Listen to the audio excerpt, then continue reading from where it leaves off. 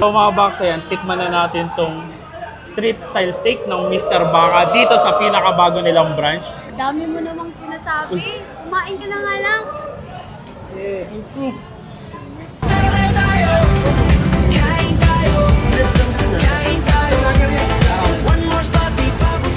Ito na nga ang bagong pinipilahan ngayon at talagang di mapigilan ng pagdami ng branch at ngayon nga ay dahil nasa Caloocan na din naman ako ay tinikman ko na din ang Kanto style steak dito sa Kanto Tinio.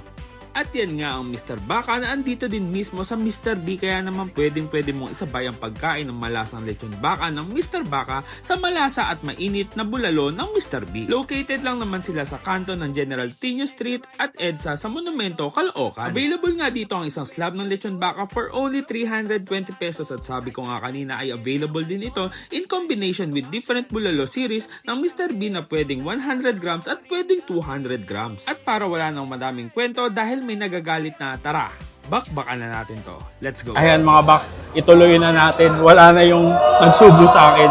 So ito na nga yung pinakabagong branch ng Mr. Baka. Dito rin yan sa tabi ng Mr. B.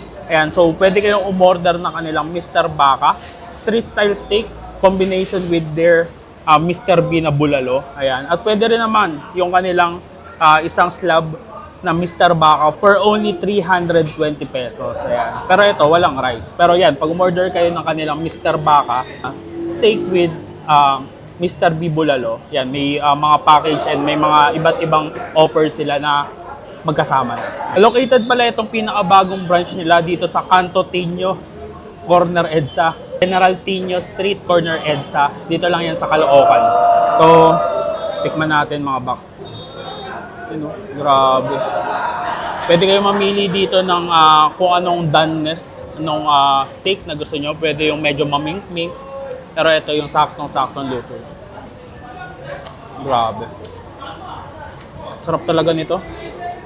Ito yung steak na affordable. Ito napakalasa. Mula labas hanggang loob. Tapos sobrang juicy. May gravy din pala yan. Lagyan na natin dito.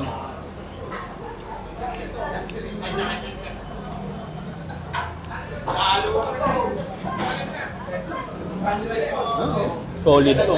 Kain.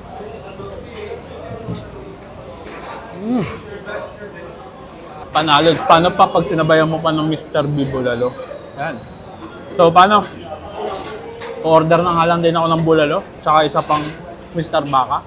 Busin ko muna to. And kita-kits sa susunod kong dadayuin kung saan may masarap, mura at kakaibang kainan. And don't forget to eat, ride and drive.